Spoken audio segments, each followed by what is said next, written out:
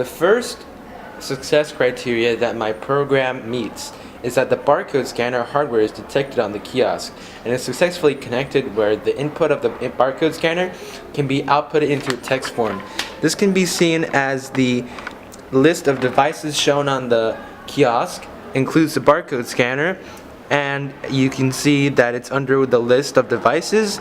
Furthermore, that the barcode scanner does work and where the input of the barcode scanner can be outputted in text form. So, I will be using the barcode scanner as such here. As you can hear, there's a beep, and that has shown that it has been successfully inputted. And as you can see there, now it's in text form. The next success criteria my program meets is that there's a consistent, successful network connection over Ethernet to the school network to ensure emails are able to be delivered to the client successfully. As you can see here, this is the kiosk machine itself. This is the school Wi-Fi network, and as you can see, there is a direct line from it to the internet, and it's operating successfully. And you can see here, this shows that it's an Ethernet connection, which ensures that there is a reliable and stable connection to allow for emails to be sent. The next success criteria that my program meets is that the kiosk touchscreen is responding to user input. As you can see here, when I touch the window, I can move it around freely, and I can be able to select inside the text field, and I can click on the buttons simply, and they do respond. The next success criteria that my program meets is that the program is able to tell the user whether the input ID matches with an ID number on the database. So if I scan this number in, and I will check the ID number, it will clearly tell me, as shown from the pop-up window here, whether it's successful. As you can see here, when it's directly scanned, the ID number will always be successfully found. However, if the user decides to use a keyboard, a digital keyboard, and they accidentally input it wrong, so if I delete a number, and if we check it again, then we can see from here that it gives you an error message that says the ID number has not been found.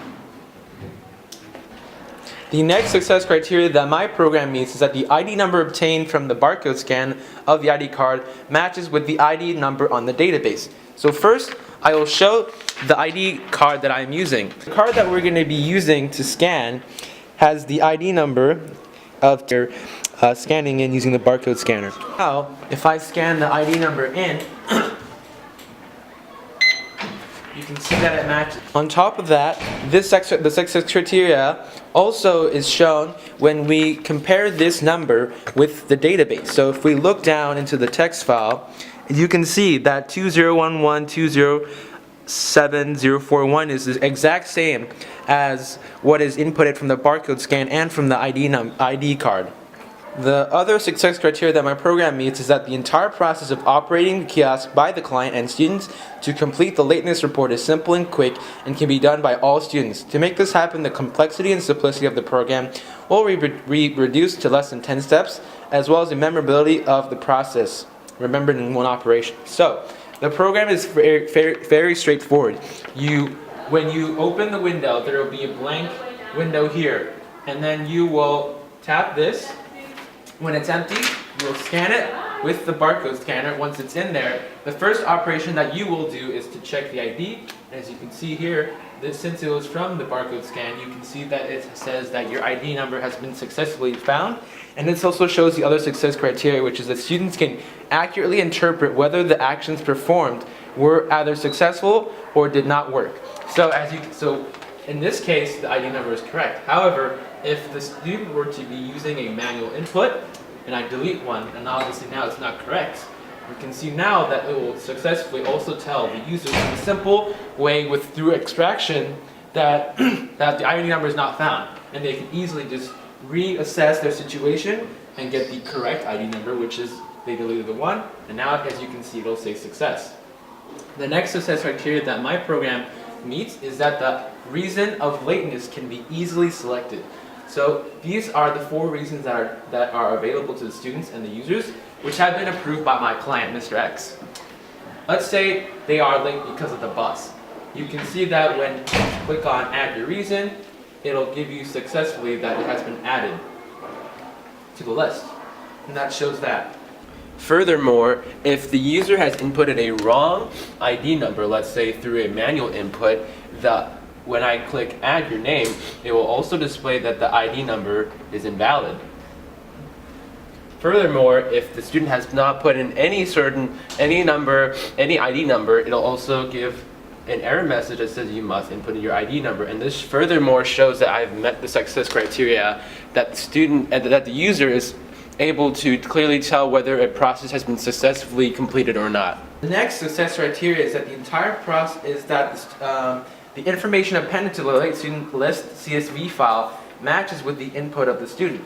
So, once I add my name, and I've also added my reason, if we open this, we can see that both the reason matches with what I've chosen, as you can see here. The reason that I've chosen matches the reason that I wanted, and also that the name and the ID number matches exactly. And that shows that it meets that success criteria. Previously, for demonstration purposes, I added the reason and then added the name. However, it should be noted that every student should be following name and reason, as this is also very logical. Now, as such, I have changed it so that I've clicked on add your name, then add your reason. The next success criteria that my program meets is that the PowerShell email script to send the email has a low failure rate, and that there's no password input by the user is needed to send the email from the kiosk to the client, and that it can only be sent from the physical location of the kiosk at school. Now, once all the information has been appended for that student, what you do is you click the submit button. And what this does is it runs the PowerShell script, and it will quickly, as you can see from here, tell the user that it has been successfully sent. Now this has taken less than 5 seconds. And to show that it has a low failure rate, I'll click it for 9 more times, and it will always be successful.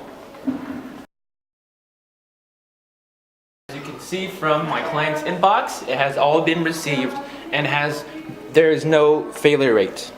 The next success criteria that my program meets is that the email from the kiosk is successfully sent through Microsoft Emails system, and that the details of the email from the kiosk can only be viewed on my client's computer. This can be shown from these screenshots in this video clip.